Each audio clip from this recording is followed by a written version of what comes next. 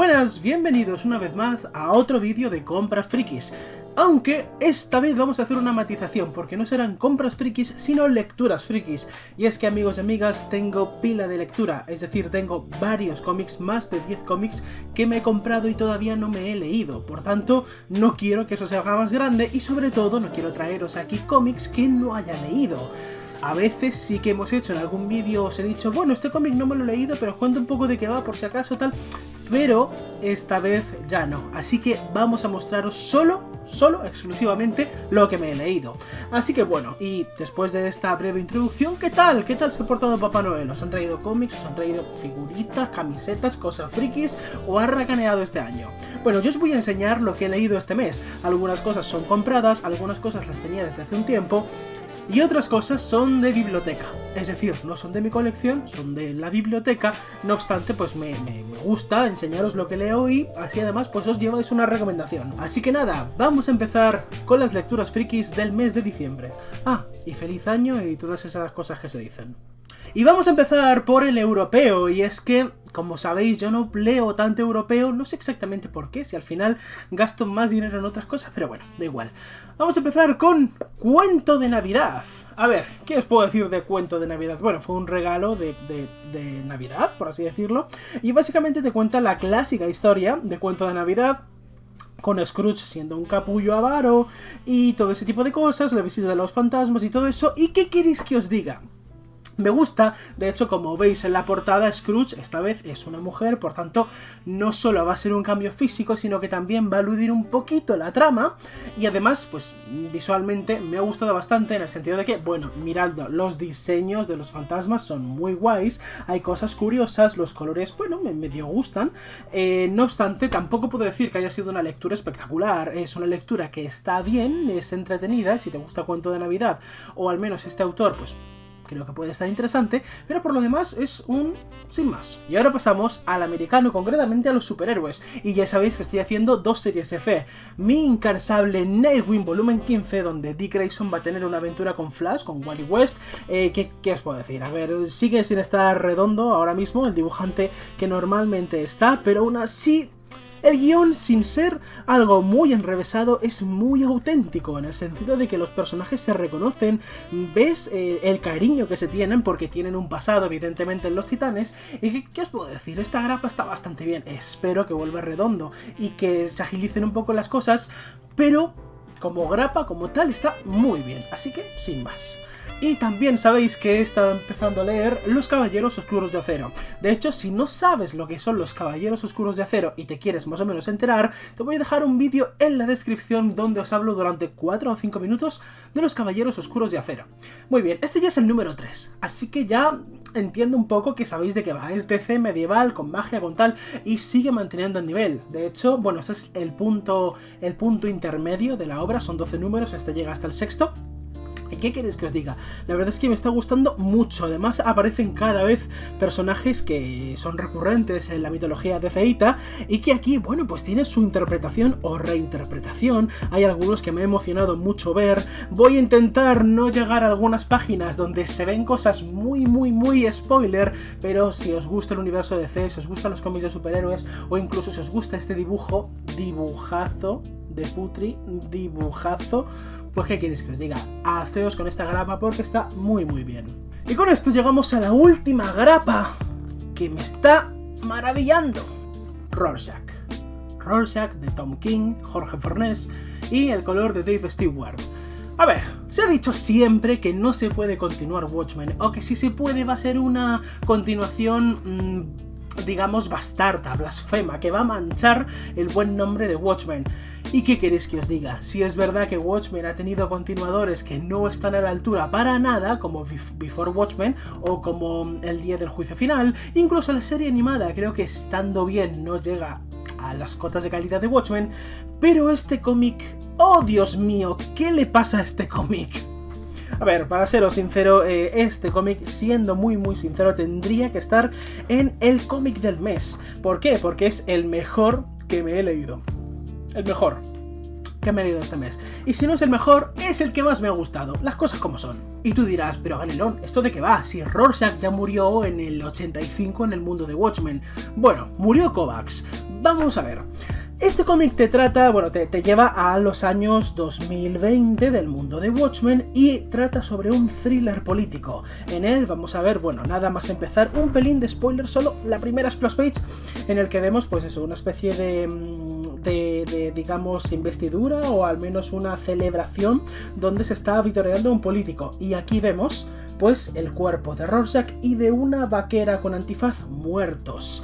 Y el cómic va a ir un poco sobre quiénes son estos dos individuos, por qué están muertos, quién los ha matado y todo el misterio que hay detrás. Vamos a ver, primero, este cómic está guionizado por Tom King, por tanto ya es una, digamos, advertencia de calidad. Tom King ha tenido algún patinazo, pero en general yo le banco muchísimo.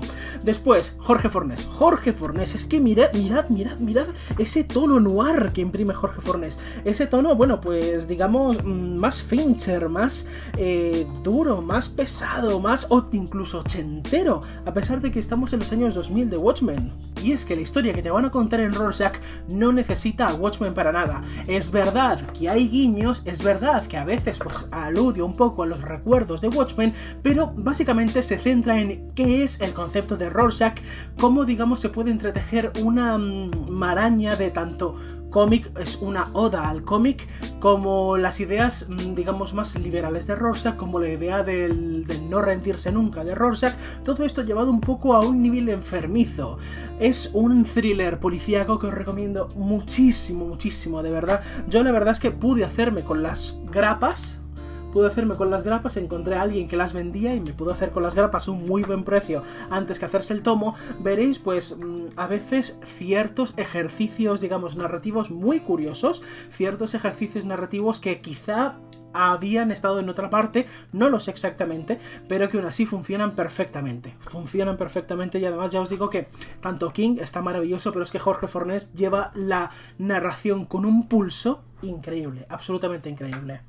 Así que, ¿qué queréis que os diga? Que os hagáis con Rorschach, porque de verdad es uno de los continuadores en teoría de Watchmen más válidos. Es uno de esos continuadores que no evocan al recuerdo que te dejó Watchmen, sino que crean su historia a partir de un punto muy pequeño. Cogen un hilo de esos que dejó Watchmen y van tirando hasta crear su propia historia. Así que nada, he sido un poquito pesado con Rorschach, pero es que tenía que recomendarla a muerte. Y seguimos con cómic americano. Y esta vez volvemos con el guionista original de Watchmen, que sabemos que es el viejón barbudo, Alan Moore. Y había una obra de Alan Moore que me había leído y no me había leído. ¿Por qué? Porque me había leído Neonomicon. Y había empezado a leer en su día, hace bastante, Providence, pero no lo había terminado. Y ahora he ido a la biblioteca, como veis aquí, y ha caído Neonomicon, Providence 1, Providence 2 y 3. Es decir, toda la serie, todo lo que ha escrito Alan Moore sobre los mitos de Lovecraft. ¡Wow! Quizá la que más he disfrutado es Rorschach, pero esta puede ser la mejor lectura del mes. Y de muchísimos meses consecutivos. Vamos a ver, a mí Lovecraft me gusta muchísimo. Tengo toda la bibliografía del autor de Providence y me gusta mucho cómo trata sus mitos. Es verdad que la forma de escribir es un poco cansina, pero toda la estela que ha dejado, todo, digamos, ese bagaje para la cultura me encanta. Y de eso mismo va Neonomicon, y luego Providence. A ver, solo para abrir boca, sabemos que, digamos, Alan Moore ya ha hecho alguna que otra declaración diciendo que, bueno, drogándose uno puede ver aspectos nuevos de la realidad, cosa cuestionable, pero bueno, lo ha dicho Alan Moore, y es que eso mismo vamos a ver en el inicio de esta aventura. Digamos que las drogas, las experiencias lisérgicas y todo este tema van a ser principales en el principio de esta obra, porque nos van a permitir acceder a un nuevo tipo de pensamiento, a un tipo de pensamiento mucho más cósmico y por tanto que a veces da un poco de miedo por lo inabarcable que es, que esto precisamente es la base del horror cósmico de Lovecraft. Partiendo de ahí va a crear una visión espejada entre las literaturas de Lovecraft y nuestro mundo, haciendo que por ejemplo Innsmouth sea Salem o por ejemplo que Miskatonic sea una universidad que se llama San Anselmo. Vamos a ver, esta obra es densa, densa, densa, densa. De los cómics más densos que me he leído yo de Alan Moore. Y eso que he leído Prometea, y eso que he leído Watchmen, y eso que he leído V de Vendetta, todas las grandes obras de Moore, pero esta la considero muy, muy densa. Principalmente porque tiene muchísimas referencias a Lovecraft. Y cuando digo muchísimas, son muchísimas. Muy evidentes algunas de ellas si conoces los mitos, otras bastante más complicadas y otras que yo no habría captado en la vida. En la vida. Me he tenido que, pues eso, buscar en webs y tal para